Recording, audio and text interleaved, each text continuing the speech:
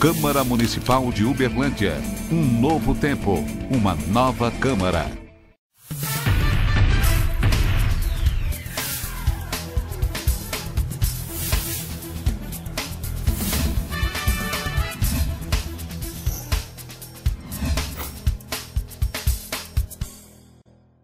Está de volta aqui na TV Câmara Uberlândia, mais uma vez o Câmara Debate, esta semana falando sobre educação e hoje especificamente sobre estrutura de educação pública em Uberlândia. Como anda a educação na cidade de Uberlândia, tanto em nível municipal quanto em nível estadual. E apresento aqui os convidados de hoje.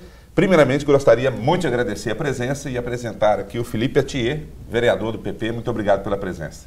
Eu que agradeço, estamos sempre aí à disposição da cidade de Uberlândia para falar num assunto de tão relevância e importância para a vida da sociedade, que é a nossa educação. Com certeza.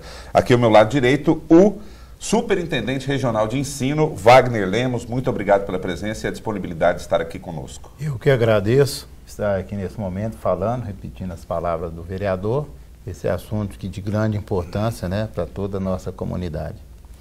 E aqui do meu lado esquerdo, representando a Secretaria Municipal de Educação, é a Rosa Maria Pellegrini, que é professora de História e faz parte do Núcleo de Assuntos Estudantis do CEMEP, que é o Centro Municipal de Estudos e Projetos Educacionais. Muito obrigado pela presença, Obrigada Rosa. a você, estou aqui e espero colaborar com esse debate.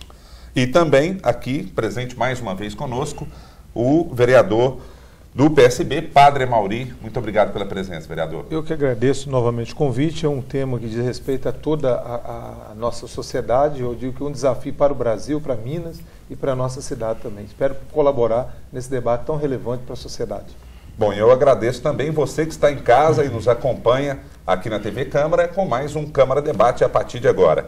E eu queria começar falando sobre um problema que da educação em Uberlândia, que é a questão de vagas, tanto na rede municipal quanto na estadual. A gente sabe, é fato, a população às vezes não encontra vagas, e principalmente na educação infantil, né? Vamos começar aqui com a Rosa.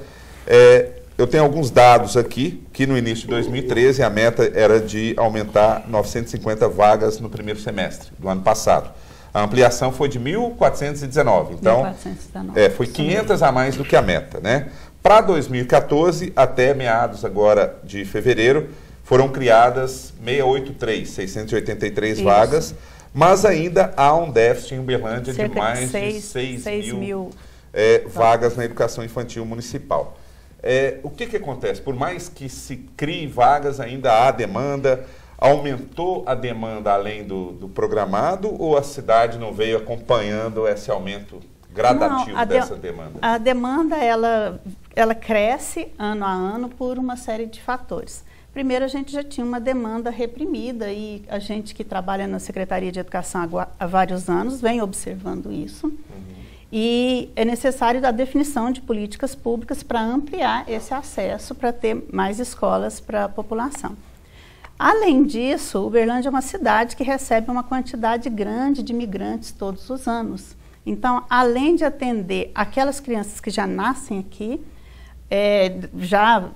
descendentes das famílias que estão aqui há algum tempo, a gente tem, no início de todo ano, uma grande quantidade de crianças necessitando de vagas, porque a família se mudou para cá.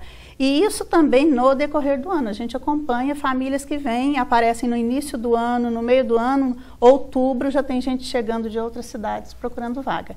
Então, na educação infantil, isso cresceu mais nos últimos 2 anos por conta da lei que já está obrigando o Estado a fornecer a educação infantil a toda criança já a partir dos 4 anos. Então, a legislação forçou a obrigatoriedade, a migração colabora muito com isso, o crescimento demográfico natural da cidade também já provoca isso. E a senhora acredita que um dia chegaria num ponto de equilíbrio aí? Bom, eu acho que a gente tem que ser otimista e trabalhar para isso, né? Senão nós, enquanto estivermos vivos, mas quem herdar o trabalho. Entrar na claro, conversa, fique à vontade. Assim, que esse é um problema do Estado brasileiro. Eu acho que do Brasil o Brasil um todo. Eu acho que enquanto não houver no Congresso Nacional um projeto-lei, uma discussão ampla com a sociedade, para que nós amadureçamos aí um planejamento familiar, a impressão que se tem é que nós políticos, nós estamos enxugando o gelo, independente da coloração partidária, né? Porque você, e assim para a educação, assim para a saúde, assim para a habitação, em razão dessa falta de planejamento. Então, por mais que, vamos pegar a questão, embora educação, mas vamos pegar a habitação aqui, que é um déficit de quase 60 mil habitantes. Se entrar um prefeito que consiga fazer 60 mil habitação em 8 anos, que seria um recorde de Brasil, ao você terminar a última habitação, você teria um déficit de 100 mil habitação. Porque é questão de planejamento. Assim a educação sofre. Por mais que os políticos tenham somado a ineficiência do Estado, a lentidão do Estado, por mais que tenha planejamento estratégico, ora vir um governo avança em determinadas conquistas, enquanto não houver no Brasil uma discussão séria de planejamento familiar, nós vamos nos sentir, às vezes, como se estivéssemos enxugando gelo. Então, essa é a sensação que se tem, e eu sou otimista em relação a isso. Independente disso, uma das formas que a LDB estabelece para fazer esse planejamento do ponto de vista da educação é a criação... A Lei de Diretrizes e Bases da Educação. É a criação do Sistema Municipal de Ensino, que é uma coisa que já foi bastante discutida desde vários prefeitos anteriormente e que é uma questão difícil de ser realizada porque alguém tem que pagar a conta. Então, o correto seria estabelecer o sistema de ensino, que aí se consegue articular a escola pública municipal com a estadual, com as particulares, e prever um planejamento a longo prazo, já com foco no crescimento demográfico e tudo mais, e que consiga atender a todas as crianças. Mas o sistema municipal de ensino é uma coisa que sai caríssimo para o município, para o estado. Então, é uma batalha que nós vamos ter, mais cedo ou mais tarde, nós vamos ter que enfrentar. Mas alguém vai ter que pagar a conta e é muito caro. E o Plano Nacional de Ensino, né, ele tramita, já tem 3 anos no Congresso. Agora, o ano passado, no final do ano passado, foi aprovado no Senado, mas ainda está tramitando no Congresso. Contempla essa ampliação da rede? Ele vai contemplar várias outras áreas, além disso, e trata também da questão dos recursos a serem aplicados. Valorização do professor. Valorização do professor, uma coisa importantíssima que é a formação de professor, formação continuada, porque o professor precisa estudar como qualquer profissional, o professor precisa estudar todo dia também para melhorar a sua eficiência no trabalho e tudo mais.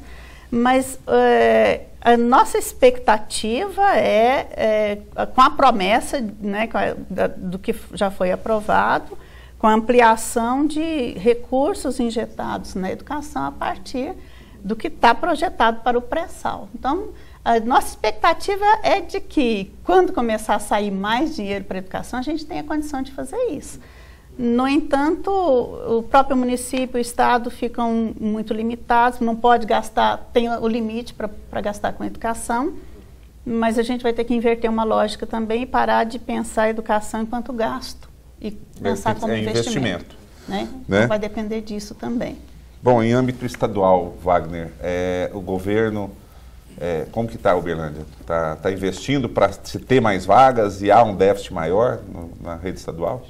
Olha, nós não temos esse déficit de vagas, não.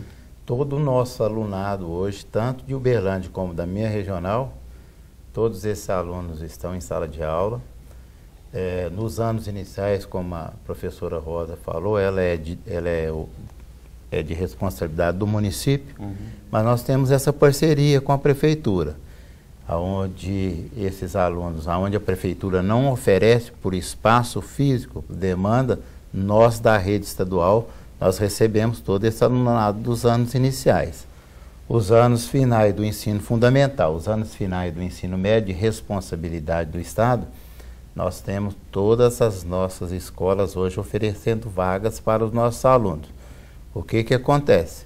Às vezes nós não atendemos todos os pais que querem uma determinada vaga em uma escola.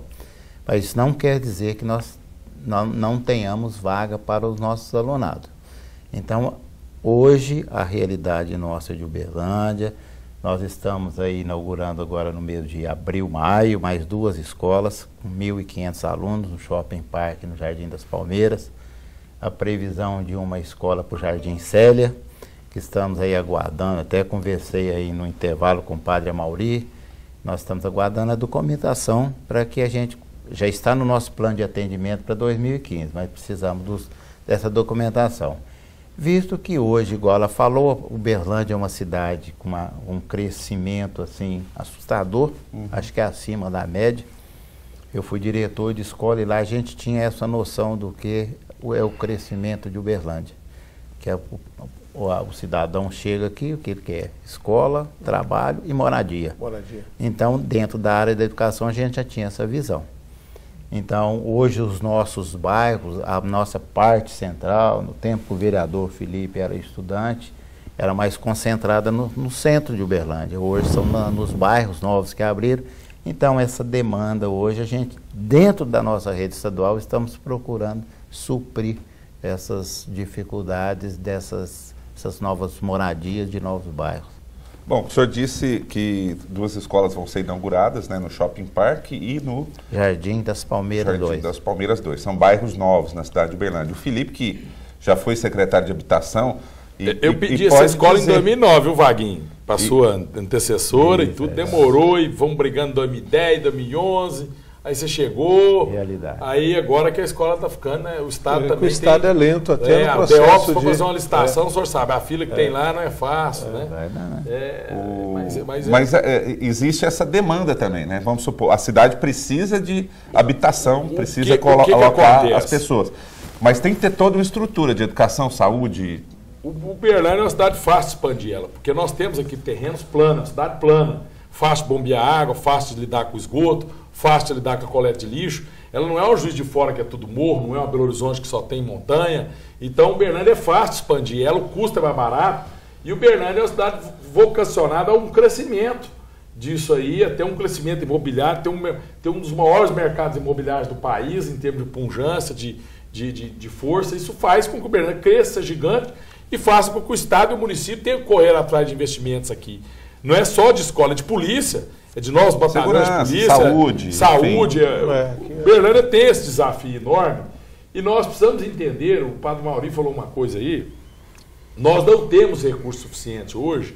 O Brasil, primeiro nós temos que ter consciência que o Brasil é um país pobre. O país rico é a Alemanha, é o Japão, é a China, os Estados Unidos. O Brasil é um país pobre, que produz soja, milho, minério de ferro. Nós não temos aqui Hyundai, mais de exploração, nós não temos aqui, né? Samsung, nós não temos aqui essas câmeras Sony, nós não temos aqui Japão, Coreia, nós não temos Apple aqui. Esse país é um país que tem muito loroteiro, garganteiro. Rapaz, nossa educação está ruim, está péssima. E não vou falar que isso é culpa do PT, do P não sei do quê. Nós precisamos restabelecer um novo padrão de educação. Todo mundo tem culpa nisso aí.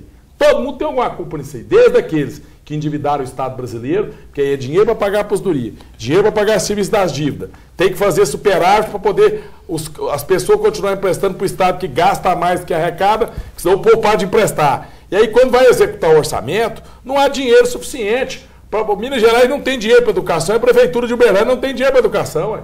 É lógico, basta ver que o prefeito de Uberlândia, nós estamos em março, está 2 meses sem repassar para as ONGs recursos para pagar as creches da educação infantil. Vai lá no Núcleo Sérgio Maria de Nazaré, vai nas ONGs, estão batendo lá na porta do gabinete, quer dizer, há um descontrole do Estado e do município, e isso eu ponho os dois, que são de partidos diferentes, só que é preciso cortar despesas, ou então criar novos impostos. Impostos, a sociedade não aguenta mais, as empresas, o povo não quer. Então, é preciso se administrar o pouco que tem com o melhor e buscar um crescimento econômico sustentável.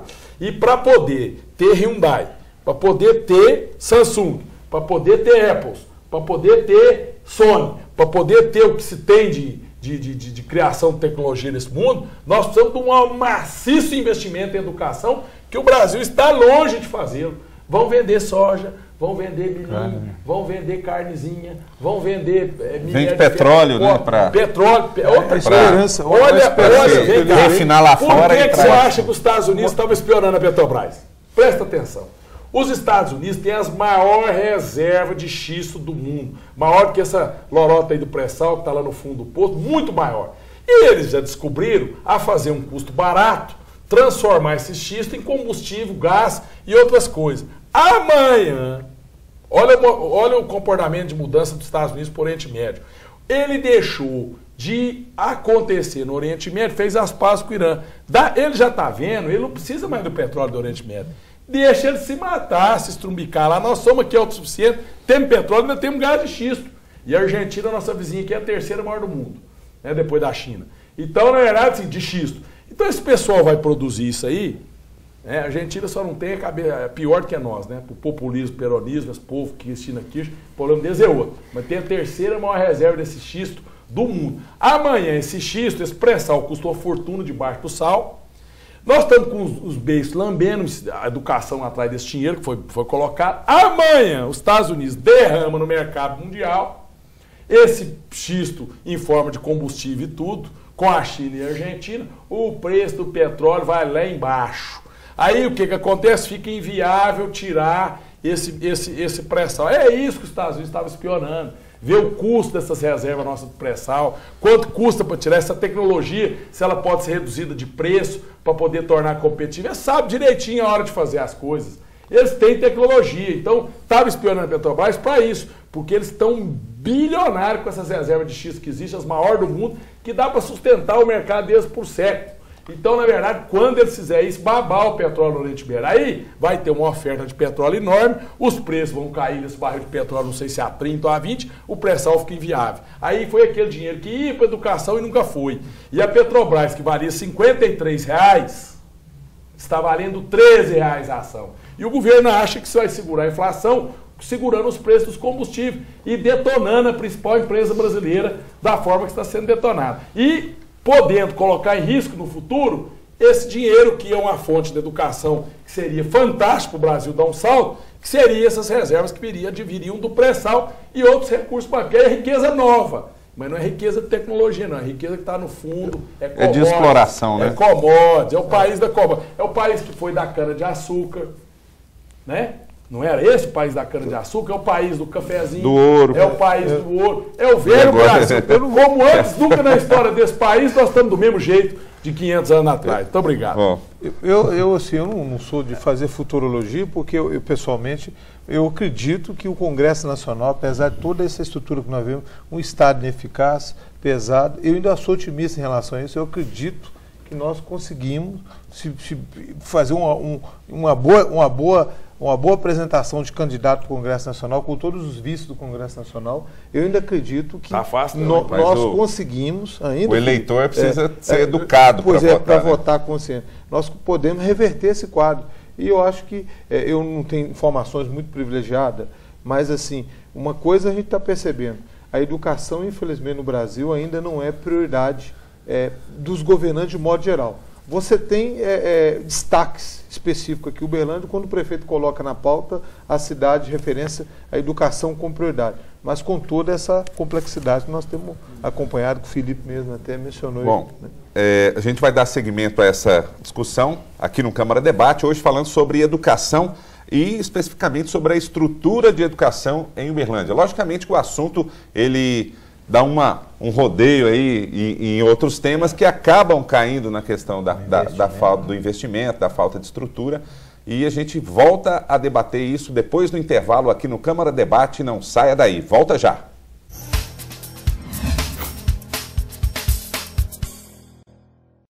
Na programação da TV Câmara Uberlândia, você assiste Programa Escola do Legislativo. Transmissão dos principais cursos, palestras e eventos promovidos pela Escola do Legislativo. Acesso à educação legislativa e cidadania para toda a sociedade. Você fica constrangido quando encontra uma pessoa com deficiência? Então, está na hora de mudar. Deficiência não é doença e essas dicas são para você. Ao caminhar com uma pessoa que tem deficiência física, procure acompanhar o passo dela. Mantenha muletas ou bengalas sempre próximas. Se presenciar um tombo, ofereça ajuda, mas antes pergunte como fazer. E ao planejar um passeio, verifique antes se existem barreiras que possam impedir a passagem do cadeirante, como escadas e banheiros não adaptados. Se o local não estiver preparado para receber um deficiente, recomende ao proprietário que faça as adaptações. Cidadania é saber conviver com as diferenças.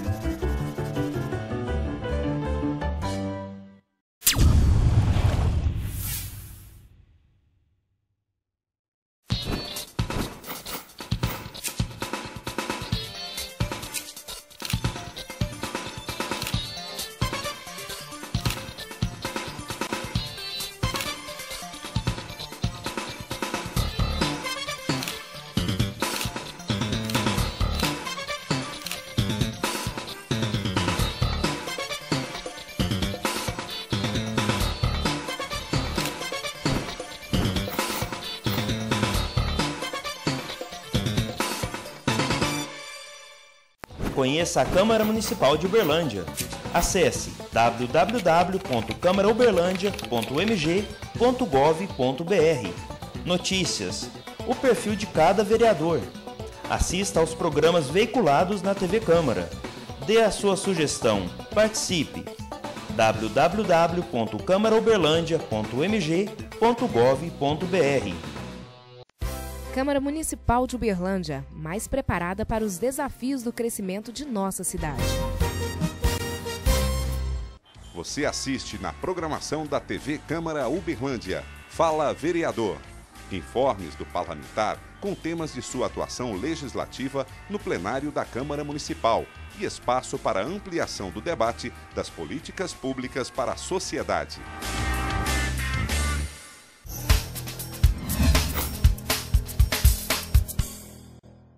Estamos de volta aqui na TV Câmara Uberlândia com o Câmara Debate, hoje falando sobre educação, é o assunto desta semana, e hoje especificamente sobre estrutura de educação pública em Uberlândia. Mas quando se fala em educação pública, não se pode esquecer também da rede privada, que veio aí para suprir essa falta, né? Tá certo que Uberlândia tem um déficit aí de 6 mil vagas, mas existe uma rede particular. E até que ponto isso é bom? Vou passar para a Rosa aqui, ou para o Wagner, que trabalham com a educação no dia a dia, na rede pública. Até que ponto isso é bom? A rede privada suprir a necessidade da rede pública, e quem tem dinheiro paga, quem não tem se vira? Eu entendo, assim, dá para entender que o pai de aluno, a mãe de aluno, a família, ela tem que ter pelo menos a liberdade de escolher em que escola o filho quer estudar. Se eu quero que meus filhos estudem numa escola confessional, eu posso pagar por isso, eu entendo que a pessoa pode ter direito a isso. Só que a escola privada em Uberlândia, ela também não consegue suprir toda a demanda que está aí reprimida, não. Para participar lá, você tem que dispor de um econômico, né, para pagar, porque já a educação você não paga duas vezes, né? E o foco, claro, o foco da Prefeitura Municipal de Uberlândia é mesmo atingir uma grande quantidade de pessoas. A escola pública é a escola que hoje lida com a massa, com grande quantidade de pessoas.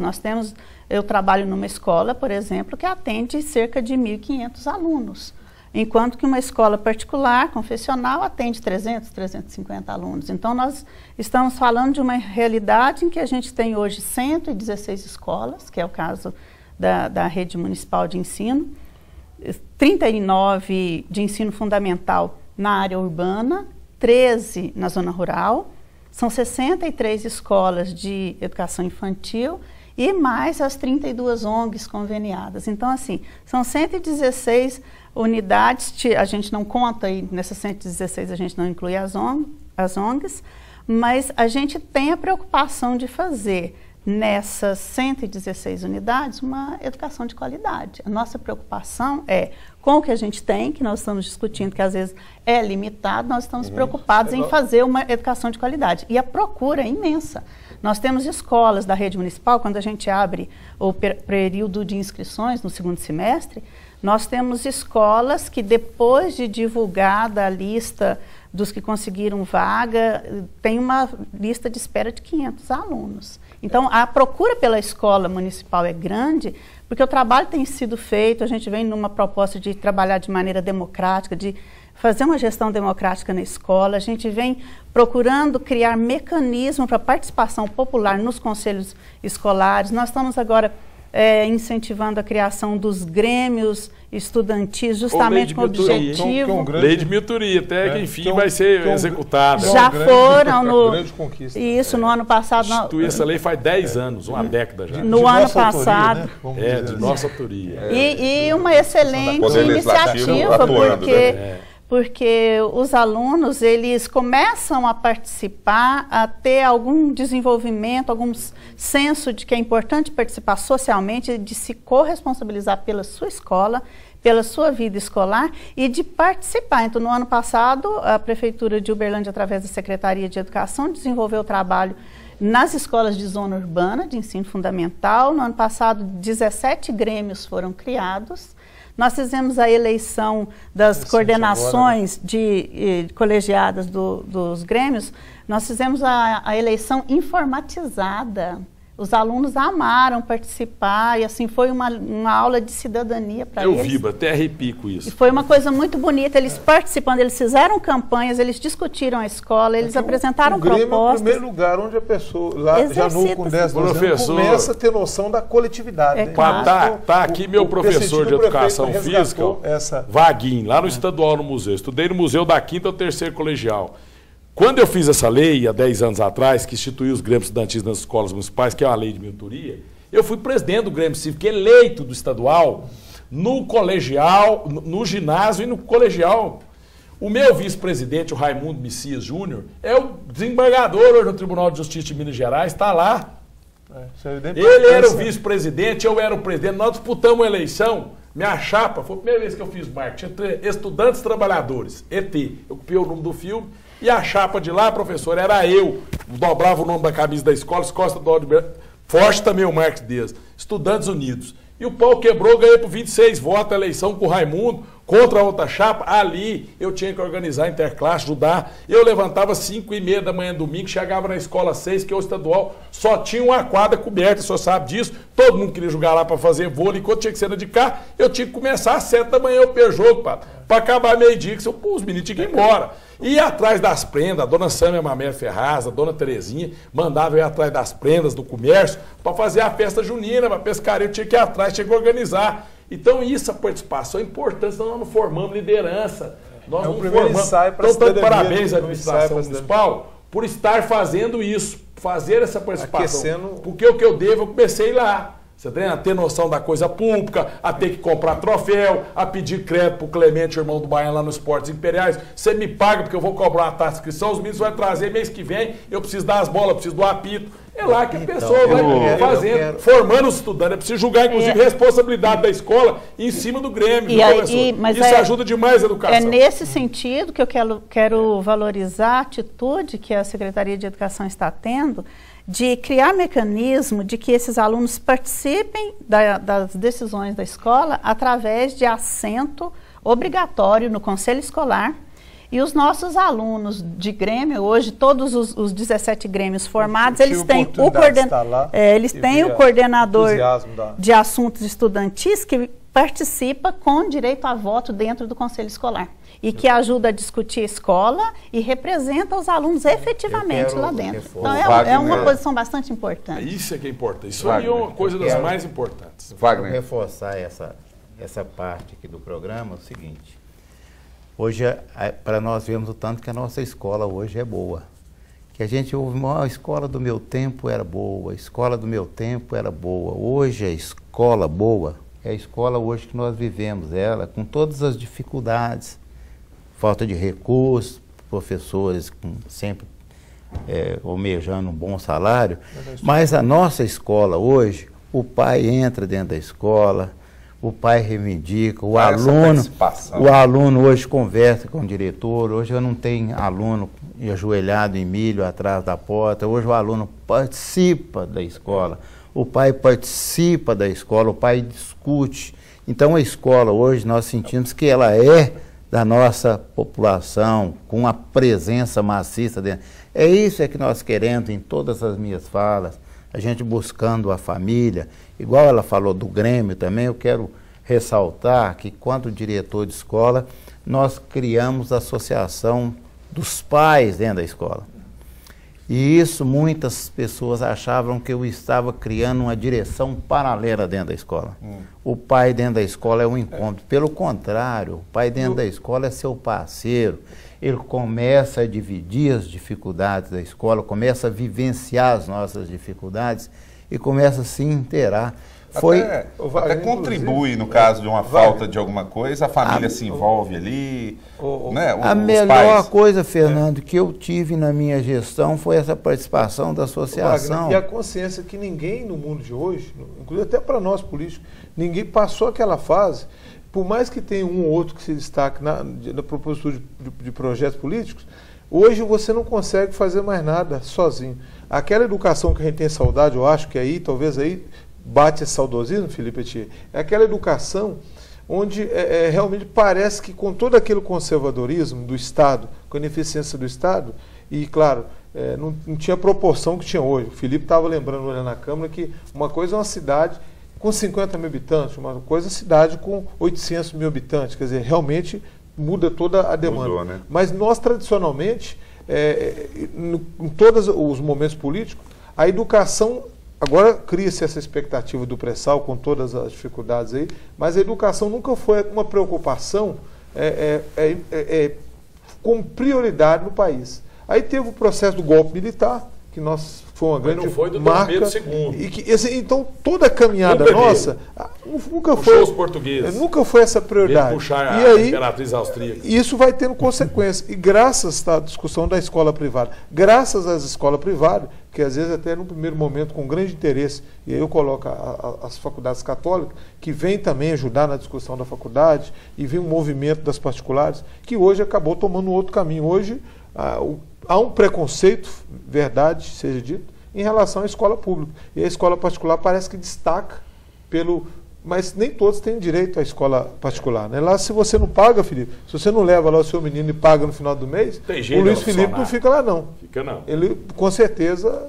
Né? Então, assim, e a escola é barata, a escola particular, para ter qualidade, hoje, uma escola, seja pública ou privada, para ter qualidade, o aluno teria que custar R$1.000 por mês. Isso daria, aí nós temos 50 mil alunos, 500 milhões, é quase todo o orçamento da prefeitura da arrecadação direta. Então você vê o tanto que falta. E tem escola particular cobrando 500 e pouco, porque os pais não dão conta. Então não é só o ensino particular, também o ensino particular é fraco. E o ensino público também, porque teria que ter mais dinheiro. Então, e educação é algo caro, precisa ser investido. Você vê esses coreanos aí, esse povo é esperto. Eles estão pegando, vamos supor que nós pudéssemos aqui pegar as nossas professoras da rede municipal e mandá-las para os Estados Unidos, ficar lá 3 meses em Georgetown, Universidade Jesuíta, onde eu estudei administração pública, fiz um curso de especialização, pagas pelo governo municipal, pelo governo brasileiro, como manda as coreanas para lá, para aprender inglês, para falar inglês, 3 meses morando dentro da universidade, com tudo pago, o Estado com salário em dia. Olha o gasto. Impensável. Não paga. O Estado brasileiro, nós somos ainda um país pobre, precisamos investir mais em educação para ter retorno. Por isso que lá tem Samsung, por isso que lá tem Hyundai, por isso que aqui tem café, mas eu concordo. Soja, Felipe, mas aqui... Você quer dizer que tem ciência, né? Felipe, vamos fazer falar marca, propaganda de marca. Olha o que eu vi, aquele monte de cabeça chata, aquela mulher de olho eu acho pequenininho. Eu fui conversar com ela, tudo professora primária, professora, tudo da educação, tudo estudando nos Estados Unidos por conta do governo coreano. Você já vai mandar as coisas tudo de avião, táxi, pago, vou voltar para o Brasil. Vamos voltar para o Brasil. Vamos voltar para o Brasil. Mas vou voltar para o Brasil, para Minas. Nós temos que competir com esse povo, senão nós vamos vender soja, milho. Eu acho que nós temos um problema que precisa enfrentar, e eu concordo com o Wagner. Eu acho que nós temos muito avanço na educação. E para Uberlândia, que eu acho que é uma cidade que, coincidência, o prefeito vem desse movimento de ter como prioridade, e isso, eu acho que aí, Felipe, isso ninguém haverá de contestar o prefeito Gilmar Machado, porque ele destaca a educação, que eu acho que é uma responsabilidade que pesa sobre o ombro dele, para dar qualidade a educação, toda essa estrutura que nós sabemos que vem vindo com todas as dificuldades. E é um desafio para um governo que assume e faz o movimento. Então, assim, agora nós temos que reforçar. É bom só para complementar. Reforçar e parabenizar o prefeito nesse sentido. É bom lembrar. Por essa opção dele. É bom lembrar que teve o apoio, né, da Câmara Municipal em julho do ano passado, na aprovação da Lei 11.444, que cria a rede pública pelo direito de ensinar e aprender. Então, é um verdadeiro trabalho de articulação dentro da prefeitura, das diversas secretarias, dos diversos órgãos, de maneira a trabalhar na cidade como um todo e envolver todas as associações, todos os órgãos, os pontos comerciais, as pessoas de referência em cada bairro, em cada localidade, e fazer diversas reuniões num esforço coletivo de pensar a educação e de procurar maneiras de melhorar a educação na cidade. E para isso foi dividida a cidade em 5 setores, né? Polo Norte, Sul, Leste, Oeste, Centro. E aí em cada polo se desenvolve um trabalho de maneira a articular todas as ações, porque às vezes a criança não aprende, mas a criança não aprende, às vezes ela está sozinha em casa, no período que não vai para a escola, ela está sozinha em casa, cuidando dos irmãos, não se alimenta bem, às vezes não tem saúde, então é preciso congregar todos os esforços. O oftalmológico que veio também do governo federal, que eu acho que isso é uma proteção, Felipe, que vai ajudar muito, né? Hoje, inclusive, tem experiência, não sei se o senhor esteve na inauguração, Wagner? Lá no Morumbi, por exemplo, de uma unidade do governo federal que consegue fazer um atendimento da criança, porque a criança às vezes tem problema realmente de saúde. Você vê, nós ainda estamos ainda no básico da educação, nós andamos muito pouco.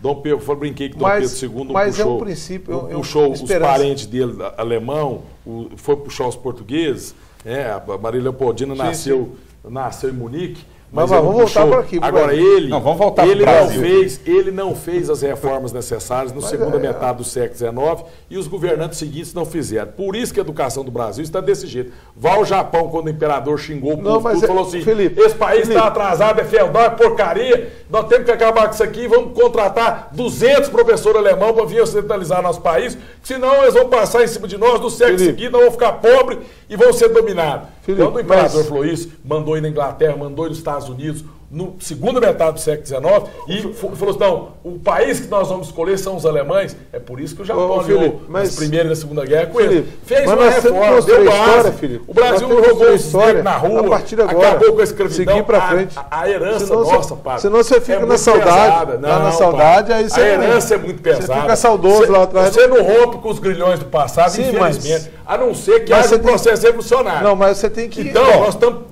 gatinhando. Você tem que avançar, mano. Padre, vá à asa, senhor Padre, o senhor for na asa, o senhor dá vontade de pegar um revólver, dar um tiro na cabeça. O senhor vê o tanto que nós estamos atrasados, padre. Vá à China, que eu fui agora no final, ver o quê? Os caras fazem uma escola de 500 milhões de dólares para um curso de medicina e um curso de artes. E eu perguntei, por que medicina e artes? Medicina é fria, artes é vida. Temos que manter os dois para poder equilibrar o ser humano. Então, quer dizer, eu fui com o reitor da UF, eu fui com a pró-reitora, andei. O Brasil está engatinhando essa conversinha. O tempo urge, eu vou morrer, eu quero que meus netos estejam melhor que eu. Bom, vamos fazer o seguinte, a gente continua essa discussão, tá quente. Você que está em casa nos acompanha aqui o Câmara Debate, falando sobre educação e a estrutura educacional de Uberlândia, mas que já passou para o Brasil e levando em consideração outros exemplos aí de outros países, mas que você acompanha já depois do intervalo. Voltamos rapidinho, não saia daí.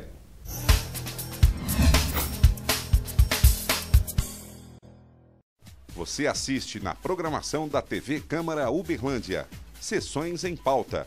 Resumo diário das sessões realizadas no mês, destacando de forma objetiva as pautas das sessões e as principais matérias que foram debatidas pelos parlamentares.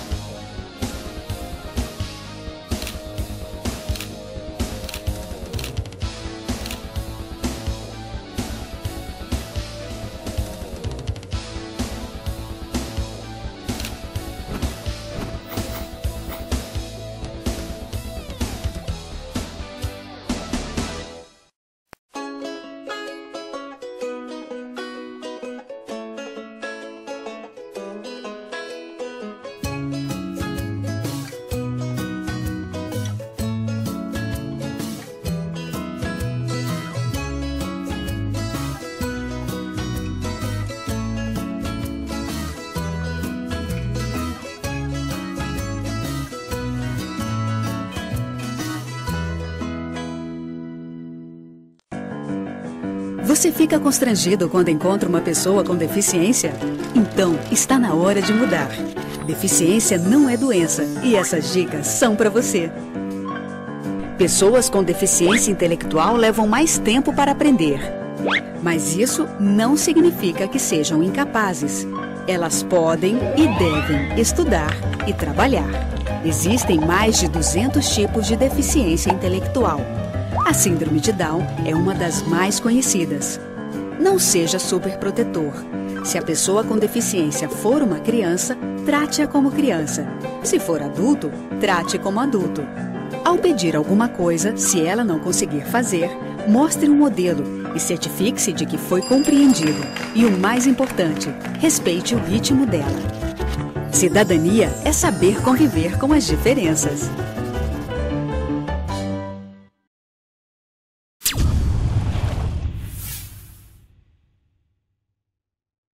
A Câmara quer melhorar a comunicação com você. Mais qualidade, mais informação, mais cidadania.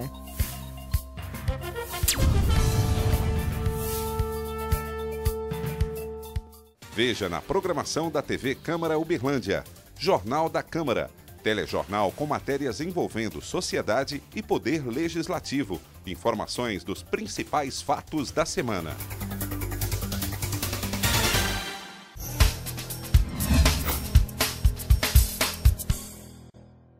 De volta aqui na TV Câmara Uberlândia, Câmara Debate. Hoje, quente o assunto, falando sobre educação, estrutura educacional em Uberlândia, mas que já demandou aí para, logicamente, utilizando o exemplo de outros países para modelos educacionais, né? De modelos educacionais para exemplificar. É sempre interessante, logicamente, utilizar da experiência de países desenvolvidos, mas a realidade nossa é bem diferente. E eu queria que o Wagner, que é o superintendente regional de ensino, falasse sobre como que anda aqui no Brasil. O Felipe disse que estamos engatinhando, mas está melhorando, está buscando qualidade, há resultados? Olha, a nossa busca é constante para a nossa melhoria, né? Tanto na esfera estadual, como na esfera municipal, igual tem a colega Rosa, na esfera federal. Então, como foi citado aqui no debate, realmente temos as nossas dificuldades, né? Estamos começando, né? E nesse começo eu posso dar o meu depoimento das nossas regionais. Minas Gerais, hoje nós lideramos no Brasil o ranking nos anos iniciais. Saiu recentemente o resultado do ProAlfa e nós temos a alegria de nós termos um crescimento aí aproximadamente quase perto dos 93,2%. O que quer dizer? Que a nossa criança, dos anos até o 3º ano, está lendo e escrevendo, que é uma proposta da nossa Secretaria de Educação, juntamente com os colegas nossos do município. Temos uma parceria muito interessante, que eu venho parabenizar aqui a administração, que é o nosso PIP, é um programa de intervenção pedagógica de conhecimento da professora. E esse PIP são servidores, junto com as escolas, com os professores, não dizendo o que quer, mas orientando o professor como agir pedagogicamente. Eu vejo isso como uma grande conquista da nossa educação e relato isso para o nosso crescimento. Então, hoje, Uberlândia, as nossas escolas de Uberlândia, eu não tenho nenhuma escola abaixo do recomendável. Isso é uma grande alegria, mesmo citado com as nossas dificuldades de escola, de rede física, remuneração de professores. Hoje eu tenho para falar aqui nesse programa a alegria de ter todas as escolas no recomendável, que é um nível que a Secretaria estabelece, abaixo de 500 e acima de 500 o recomendável. Então todas as nossas escolas hoje, com essa alegria, eu venho falar nesse programa, nós estamos nesse patamar. Eu não poderia aqui deixar de inclusive, pesar desse paralelo, né, quando a gente olha para a Europa, ter disparate, né, a gente quase fica no estado do que fazer, da luta dos professores, da luta de vocês, né, que são, eu tenho até vejo eles como heróis e heroínas, que tentam, apesar de todo o quadro difícil que enfrenta, ainda encontrar estímulo para continuar ensinando. E quero destacar aqui, por exemplo, quando não destaca muito a coloração partidária, mas as pessoas dão as mãos em torno da educação, como que a coisa começa a mudar. Vamos pegar um exemplo, né? Aqui, que a Câmara, eu falo nós falamos nós porque ninguém faz nada sozinho, nós, lá na Morada Nova, por exemplo, há quantos anos que não havia o ensino médio lá? E lá tinha uma estrutura, Felipe, estrutura Freitas Azevedo, que é o atendimento ao ensino fundamental. E toda a comunidade lá, adolescente jovem, sai de um ônibus 4, 5 horas da manhã para vir estudar no centro. Com uma conversa que nós começamos, junto com a parceria do prefeito, através da secretária de Educação, do superintendente da Educação, que aqui representa o governador, foi possível iniciar, agora já iniciando esse ano, um ensino médio lá. Olha para você ver, são pequenas luzes, apesar de toda a dificuldade, isso é importante, que a gente vai mas são pequenas coisas. Mas importantes, Felipe. Importantes, mas são pequenas coisas. Nós precisamos de conquistas maiores do tempo que nós precisamos. Agora, tem você revolução. Vê que nós estamos olhando, o cara sai 4 horas, tem mudança, aqui 6 horas tem da manhã. mudanças, Felipe, que depende do Congresso Nacional. Há uma expectativa que o pré-sal seja uma alavanca, né, para o petróleo, para a educação. Então, enfim. De pé, vamos entrar no petróleo. Então, assim, vamos voltar aqui para há uma expectativa também, né, de aumentar o percentual do PIB gasto com a educação.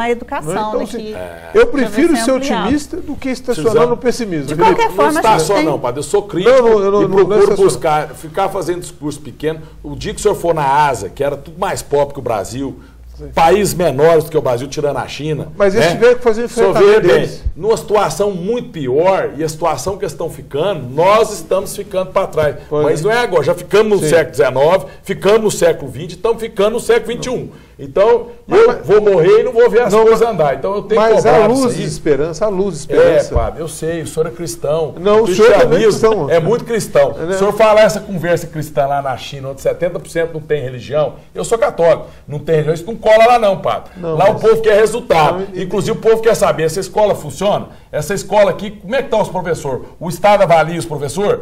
Avalia, esse professor tem qualidade? Cadê as provas que eles fazem para prestar que tem qualidade? Esse aluno tem qualidade? Qual é a competição que eles participaram, ganharam? Tem metas. Aqui nós temos muito preconceito de avaliar os alunos e avaliar os próprios professores para ver a qualidade. E os professores também são, muitas das vezes, no carreira desestimulante. Eu sou otimista pelo que eu estou vendo já de sinal. Eu preciso pôr o senhor no avião aqui e dar uma rodada mundo afora. O que está acontecendo? Vamos voltar para a realidade berlandense. Andar Araguari, posso dar um exemplo bonitinho? Eu fui numa cidade chamada Riacima.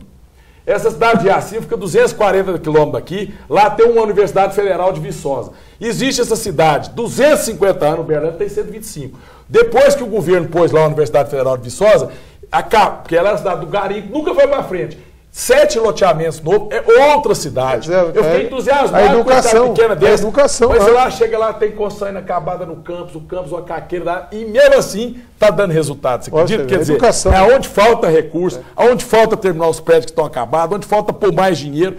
Isso criou uma cidade que era de ouro, garimpo, diamante de 250 anos atrás, que estava na decadência econômica, coloca um campus da Universidade Federal de Viçosa. Lá, você vai ver o que é que aconteceu. Aí eu fiquei pensando na Riacima da China, que em vez de ter lá 40 mil habitantes, tem 1.300.000, porque ela tem uma população de 1 bilhão. Eles vão lá, despejam uma universidade de 500 milhões, aquilo bufa, vira um mundo. Rapaz, esse povo, na década de 70, era mais pobre e pior do que nós. Mas vamos ser otimistas. Na década de 70, na década de 80, o Brasil era mais rico que a China. Então nós precisamos andar para frente, padre, com rapidez.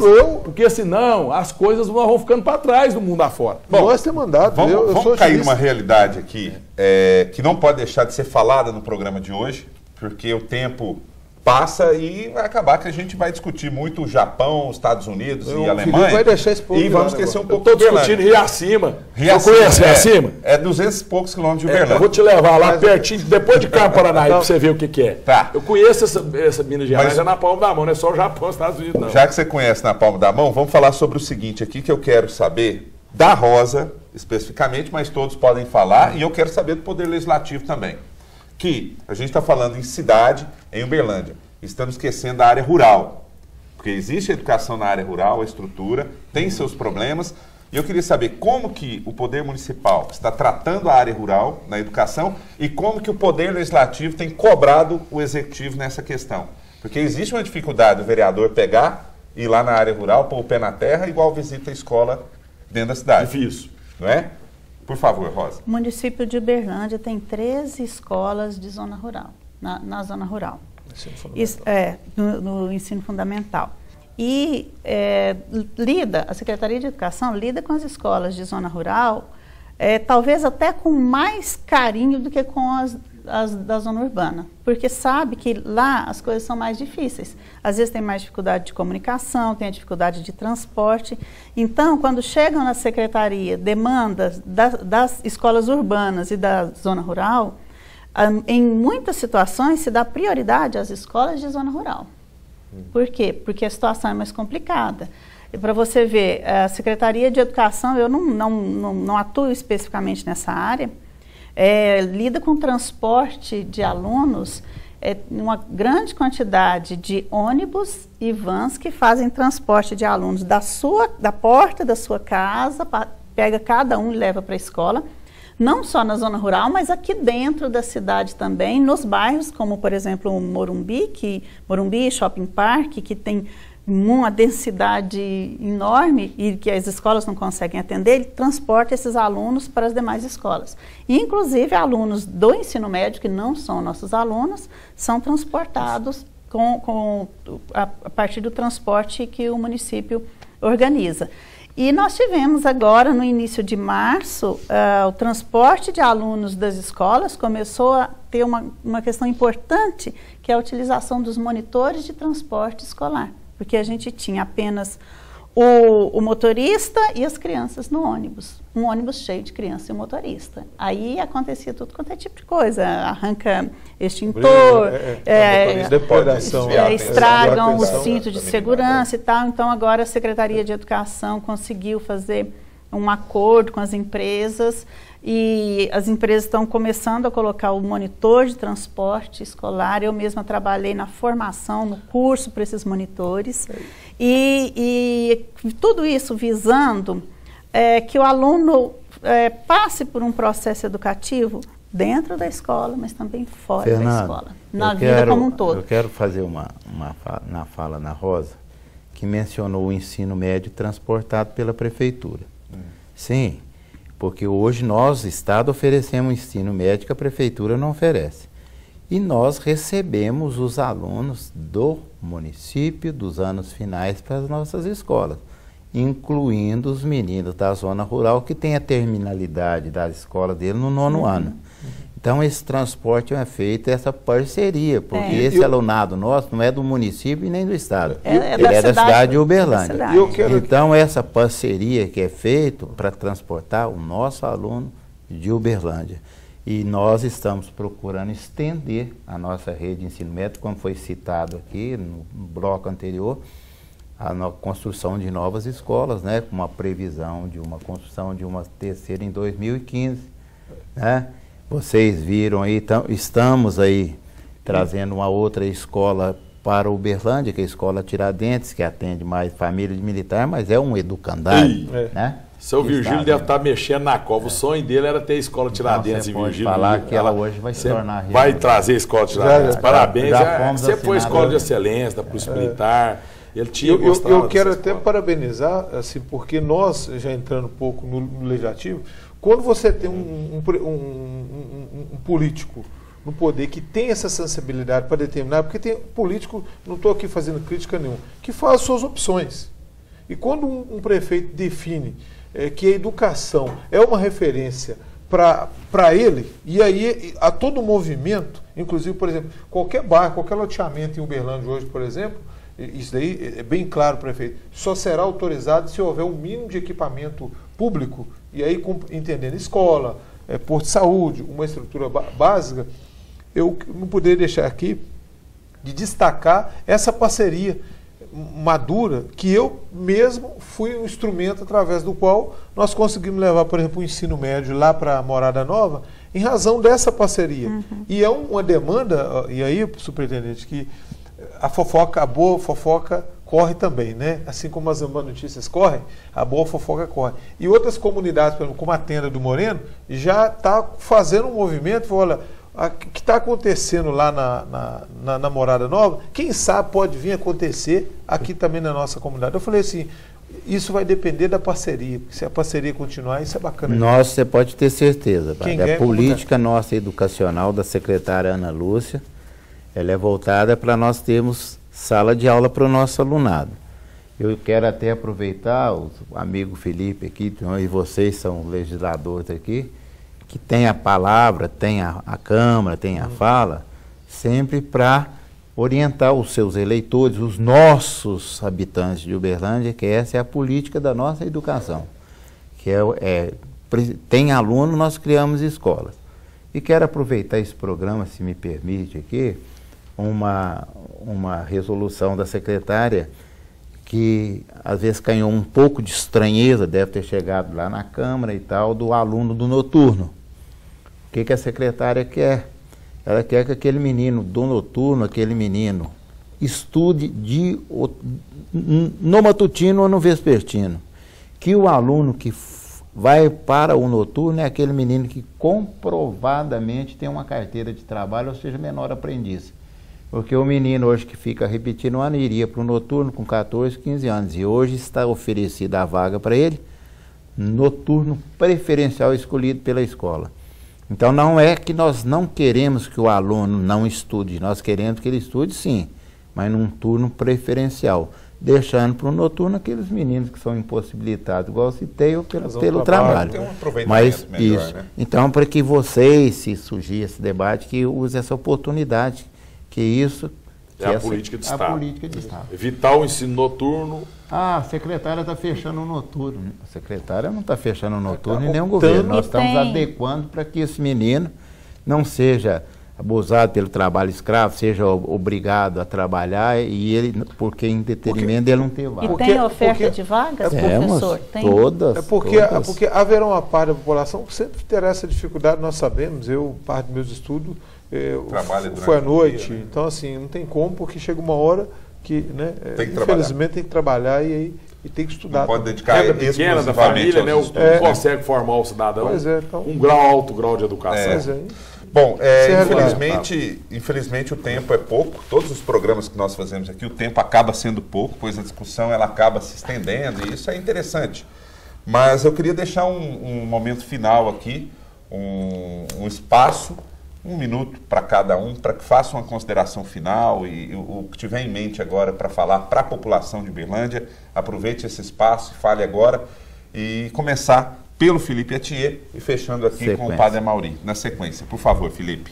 Olha, nós temos uma filosofia o seguinte, o mundo hoje é universal, globalizado, e você vai a Rio Acima, você vai a Carmo Paranaíba, você vai a Estrela do Sul, você vai a Dorodoquara, Grupiara, você vai a Tóquio, você vai a Liuan, a Xangai, qualquer lugar do mundo que você for, o mundo é global, pela internet, pelo telefone, você está conectado e o mundo é isso.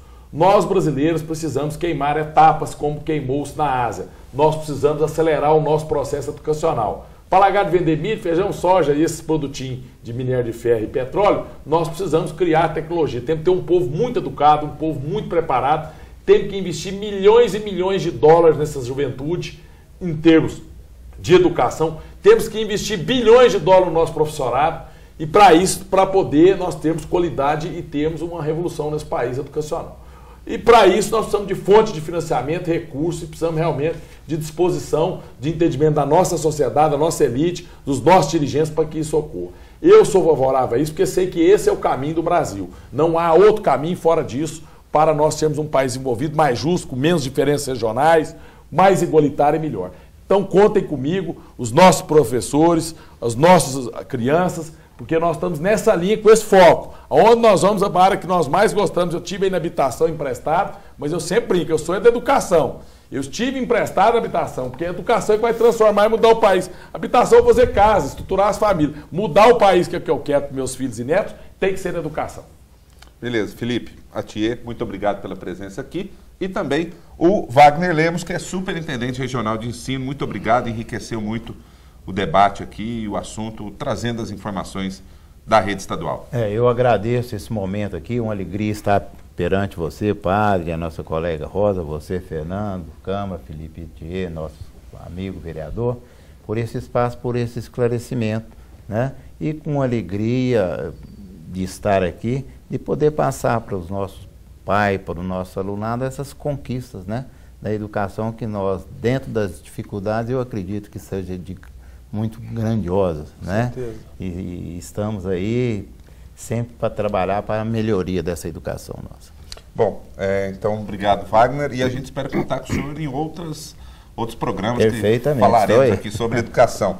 E também a Rosa Maria Pellegrini, que é professora de História, faz parte do Núcleo de Assuntos Estudantis do CEMEP, que é o Centro Municipal de Estudos e Projetos Educacionais da Secretaria Municipal de Uberlândia. Muito obrigado pela presença. Obrigada a você. E o que eu tenho a deixar para a população de Uberlândia é que o nosso foco de trabalho, desde 2013 e agora por esse ano e mais 2 anos, é a gestão democrática da escola, contando com a participação da comunidade no processo educativo.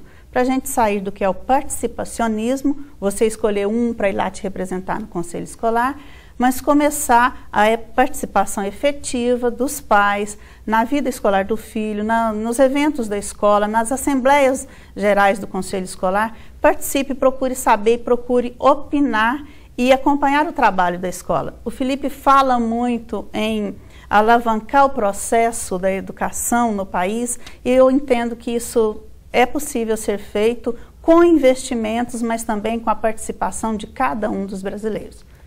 Participe. Bom, obrigado, Rosa. E, finalmente, aqui o Padre Amauri. Mais uma vez, obrigado pela presença, Padre. Eu que agradeço você pelo convite. O Felipe tinha companheiro combativo lá na Câmara Municipal de Uberlândia, o Superintendente da Educação, o Wagner, que eu destaquei essa parceria, essa importância com o município, a Rosa, aqui essa batalhadora. Eu gostaria de lembrar aqui que, de fato, nós enfrentamos esse cenário que nós herdamos aí. Falta ainda de um planejamento familiar, e aí isso tem reflexo no planejamento de políticas públicas, e eu quero destacar aqui a educação, mas quero lembrar que nós estamos no movimento. O Brasil está bem diferente daquele Brasil de 50 anos atrás.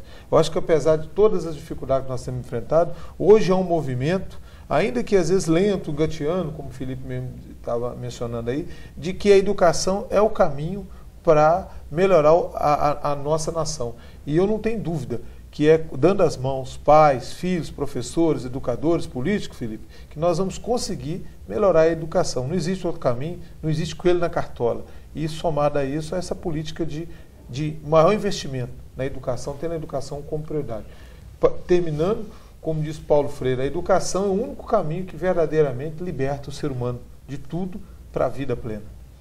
Bom, então muito obrigado pela presença de todos vocês e você também em casa, que nos acompanha aqui no Câmara Debate e hoje acompanhou esse tema falando sobre educação, a estrutura educacional em Uberlândia. Logicamente que o nosso objetivo aqui é levar informação para que tenhamos aí uma comunidade mais inteirada sobre os assuntos e que de alguma forma possam contribuir para uma cidade melhor. E você pode contribuir com o programa também, enviando sugestões para que possamos discutir aqui através do e-mail imprensa@câmarauberlandia.mg.gov.br. Câmara Debate volta num próximo programa e até lá.